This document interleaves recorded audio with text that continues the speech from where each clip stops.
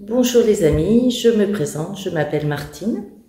Je couds depuis déjà un certain nombre d'années. J'ai beaucoup hésité à faire un bilan couture, comme c'est un journal de couture vidéo.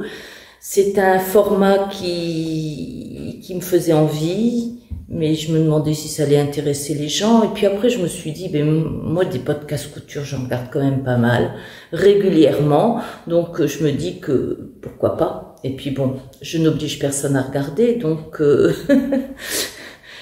j'espère que les gens qui regarderont ce podcast, ils trouveront leur compte. Donc, dans cette vidéo, je vais vous présenter trois cousettes à chaque fois. Enfin là, c'est 4 en 3 modèles. Et là, il y a un patron sur lequel j'ai fait deux vêtements, donc ça fera 4 en tout. Je pense que ça suffit parce qu'après, on se perd. Et ben, j'espère que ça vous plaira. Et les modèles que je vais vous présenter dans cette vidéo sont les suivants. Donc le premier modèle, c'est le chemisier Dorothy de Slausenday. Le second modèle, c'est un top que j'ai fait à partir de mon patron de base dans une double gaze. Et le troisième et quatrième modèle sont 2 versions de la blouse claire de Sophie Denis. Alors, dans les bilans couture, la coutume veut que l'on parle de ce que l'on porte. Donc, je vais vous en parler aujourd'hui. C'est un vieux truc, mais vieux, que j'ai fait il y a des années. Je ne sais plus à partir de quel patron, je ne sais plus où j'ai acheté le tissu. Mais en tout cas, je pense qu'il est intéressant de vous en parler parce que justement sur l'adaptation des patrons, si vous regardez cette surchemise, bon, elle me va parfaitement au niveau de la poitrine que j'ai assez forte, mais j'ai une toute petite carrure. Donc vous voyez que si je fais le patron sans le transformer, je me retrouve avec des manches qui tombent un petit peu trop bas par rapport à l'épaule. Bon, à l'époque, je cousais les patrons tels quels, tandis que maintenant, je fais des transformations et c'est systématique. J'enlève 2 cm à la longueur d'épaule, hein, c'est systématique. Maintenant, je le fais. Donc voilà, une petite surchemise que j'ai faite il y a des années. Alors, première réalisation, le chemisier Dorothy, que voilà. Je l'ai réalisé dans un tissu que j'ai acheté au coupon de Saint-Pierre. Alors, a priori, je l'ai acheté pour compléter une commande. Il me plaisait pas spécialement que ça en tissu. Mais bon, il faisait 7,50 € pour le coupon de 3 mètres. Je dois vous dire que c'est pour ça que je l'ai pris, parce que c'était pas cher du tout. Et puis parce que, bon, éventuellement, je pourrais trouver quelque chose à en faire. Et puis, c'est le premier coupon de cette commande que j'ai totalement terminé. J'ai déjà fait un petit top pour ma belle-fille. Là, j'en ai fait un chemisier pour moi. Une fois qu'il est cousu, il est canon. Il rend très bien.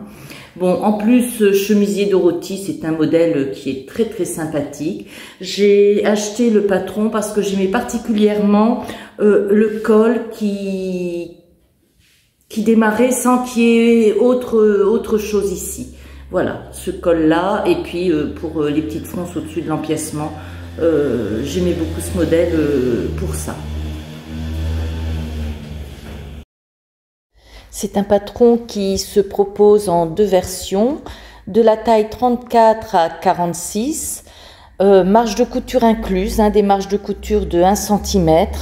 Alors, 2 versions, la version A à manches courtes avec un petit froufrou sous le bracelet de manche, et la version B que j'ai choisie avec des manches 3/4 et un bracelet de manche. Voyons les détails maintenant. Donc dans le bas, l'ourlet est fait au biais puisque c'est un bas qui est légèrement arrondi. Donc c'est plus facile avec un biais. Pour l'empiècement, vous voyez que à l'envers comme à l'endroit, on a un empiècement qui est fait avec la méthode du burrito, ce qui nous permet de rejoindre l'empiècement dos, la doublure dos et la parmenture et d'avoir l'intérieur aussi bien fini que l'extérieur. Voilà, une fois que le col est replié, on voit une finition absolument parfaite. Donc voici le modèle terminé sur cintre.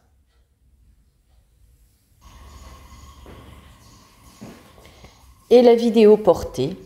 Donc vous voyez, c'est un modèle qui me va bien, hein. Je suis tout à fait à l'aise dedans.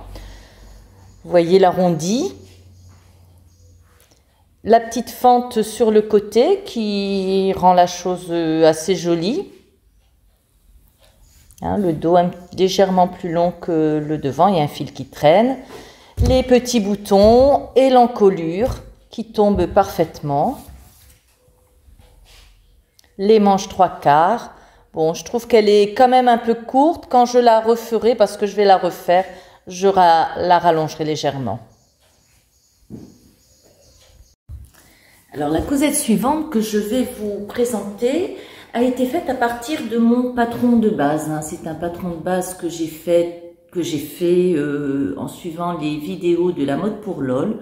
Donc je l'utilise régulièrement, je peux le transformer à loisir, ce que j'ai d'ailleurs fait ici puisque je l'ai coupé de l'épaule jusqu'en bas pour pouvoir y insérer ce petit ruban en dentelle. Il est réalisé dans une double gaze que je prévoyais d'utiliser pour faire le chemisier papillote et puis pour finir, j'ai fait le chemisier papillote dans un autre tissu. Et j'ai choisi ce modèle-là pour cette double gaze justement parce que la dentelle que j'avais était blanche et puis que ça convenait bien. Donc les transformations que j'ai effectuées sur ce patron de base sont les suivantes. J'ai coupé pour avoir 3 pièces sur le devant, pouvoir y insérer la dentelle, et j'ai aussi décidé de faire une manche un peu plus bouffante. Bon, elle n'est pas énormément, j'ai seulement ajouté 5 cm d'embu, ce qui n'est pas énorme, mais bon, ça me permet d'avoir une manche un petit peu moins ajustée que celle de mon patron de base. Je vous montre ça tout de suite sur le patron. Pour le dos, j'ai décidé de prendre le patron de base sans pince parce que je n'aime pas trop les vêtements ajustés. Pour le devant, j'ai pris le patron de base avec pince d'épaule que j'ai fait à partir de la mode pour LOL, que je l'ai coupé du haut en bas et puis je l'ai écarté pour avoir un patron un devant en 3 pièces. En fin de compte, la partie du milieu au pli. Pour la manche, j'ai pris mon patron de base de manche large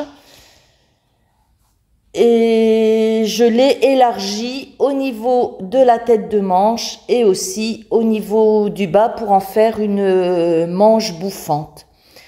Donc pour l'élargir, j'ai pris le patron de base, j'ai coupé en haut et j'ai écarté légèrement. En fin de compte, il y a 5 encoches où j'ai écarté d'1 centimètre, ce qui fait que j'ai rajouté 5 cm d'embu. Et bien sûr, sur le bas, j'ai élargi beaucoup plus pour pouvoir resserrer le poignet et l'insérer dans un bracelet de manche. Les détails à présent, donc l'encolure que j'ai fini avec une parmenture, pas très large, je le concède, et une surpiqûre. Pour la manche, donc j'ai voulu faire un bracelet de manche et mettre de la dentelle. J'ai dû resserrer quand même le bracelet de manche avec un élastique pour maintenir la manche bien au-dessus du poignet, elle était un peu longue.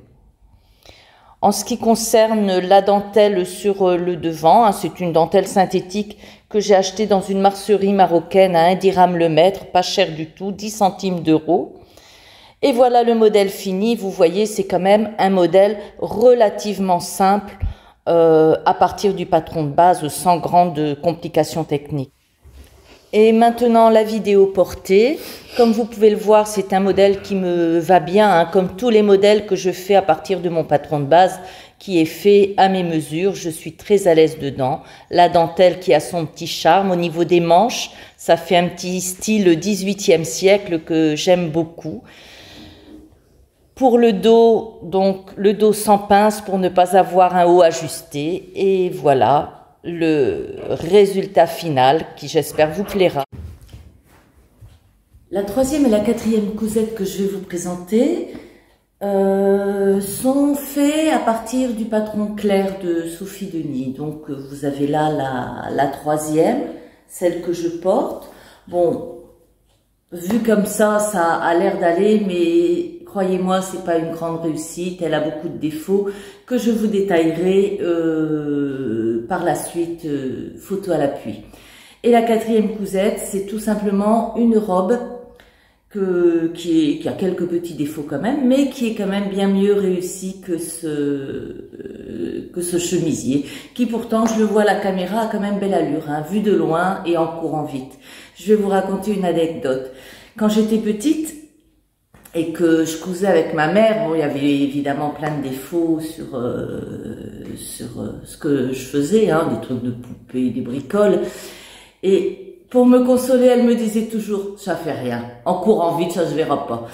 Et c'est quelque chose qui reste à chaque fois. Quand je fais un défaut, je me dis, mais après tout, ça fait rien. En courant vite, ça ne se verra pas. Donc voilà, je vous présente le patron et les deux modèles plus en détail. Alors voici le dessin technique de la blouse claire, qui se caractérise par sa magnifique encolure et le bas des manches ballon. Il comporte aussi un empiècement au dos que je n'ai pas jugé bon de faire. C'est un patron qui existe de la taille 32 à 56. Tout d'abord, j'ai voulu supprimer l'empiècement dos.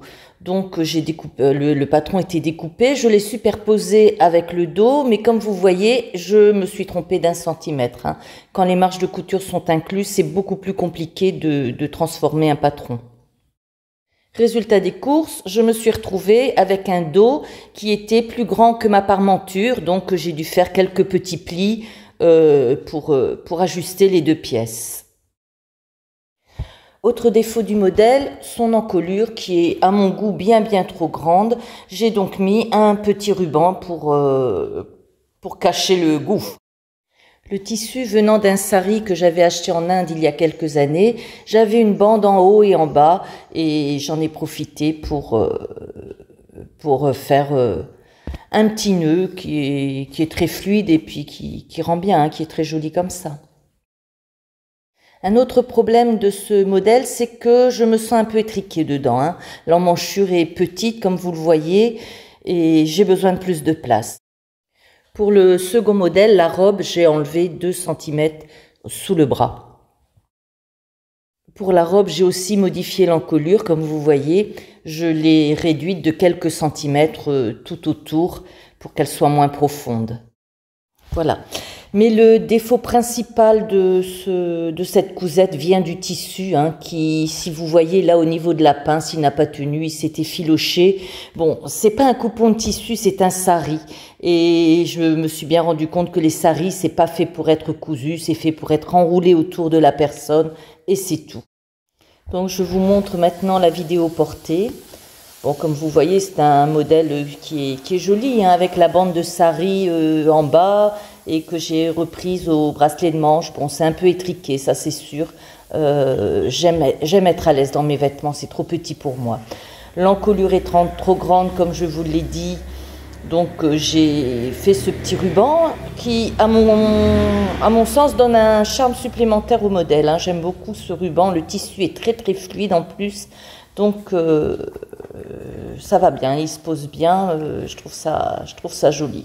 Le souci, c'est que comme le tissu a craqué, je ne pourrai pas le porter en extérieur. Il faudra que je me contente de le porter à la maison. Bon, c'est tout, hein, ça fera partie d'un vêtement de maison avec un pantalon fluide, des pantoufles. Et voilà, on est paré pour la vaisselle. La deuxième cousette que j'ai faite avec ce patron, donc c'est une robe. Comme vous le voyez, j'ai diminué l'encolure, j'ai agrandi les manches pour être plus à l'aise, j'ai allongé le buste et j'ai fait des plis dans le bas pour lui donner un petit style Charleston. Elle a été faite dans un tissu joli qui se coud très bien, que j'ai trouvé dans la rue sur une carriole pour 3 fois rien, dans un quartier populaire de Casablanca. Alors voici le premier essayage. Bon, l'encolure et puis l'amplitude, ça va, je suis à l'aise dedans. Par contre, je trouve qu'elle fait un peu sac et il vaudrait mieux la recintrer un petit peu. Ça lui donnerait une plus jolie forme. Elle serait plus saillante, je crois. Bon, l'essayage a permis de voir qu'il y avait un défaut à la couture, mais ça, c'est vite corrigé, hein. Il suffit de découdre et de recoudre. Au niveau des emmanchures, c'est parfait. Bien, pour cintrer le dos, rien de plus facile, hein. J'ai toujours mon patron de base que j'ai tout simplement posé sur le dos pour marquer les pinces. Je vous montre à présent quelques détails. Donc, les plis, plus réussis à l'arrière qu'à l'avant. J'ai maintenu la couture en l'air par une piqûre fantaisie, une surpiqûre fantaisie de ma machine, que j'ai faite à chaque fois qu'il y avait des fronces. Donc je l'ai faite au niveau de la manche aussi. La manche, elle rend très très bien. Sur ce modèle, c'est vraiment un plus. C'est vraiment joli. Et j'ai surpiqué aussi l'encolure. Bon, il y a des petits plis sur le devant, mais comme vous savez, en courant vite. Une fois portée, ma foi, l'encolure reste très jolie. Et maintenant, elle est plus adaptée à mon goût et à ma morphologie.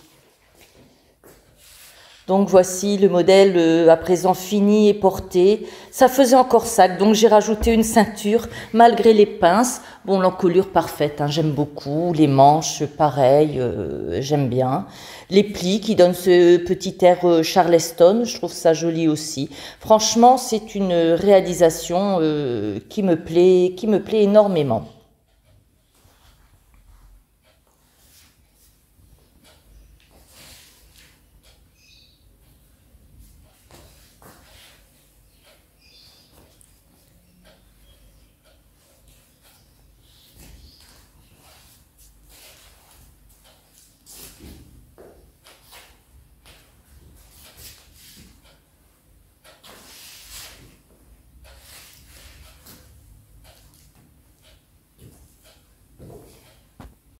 Eh bien voilà, cette vidéo se termine. Bon, je suis contente de l'avoir faite, hein. Ça m'a pris du temps, c'était difficile, j'ai dû recommencer. Le temps de s'habituer à l'application vidéo.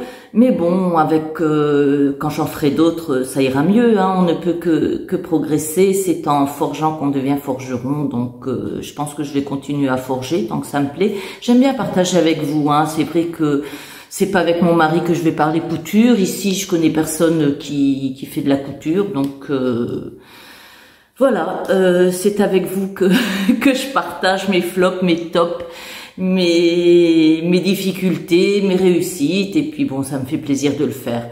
Bon, au niveau de la vidéo, c'est la première que je fais. J'espère que vous serez bienveillants et bienveillantes et que vous me regarderez avec plaisir. Allez, je vous salue et je vous dis au revoir. À bientôt.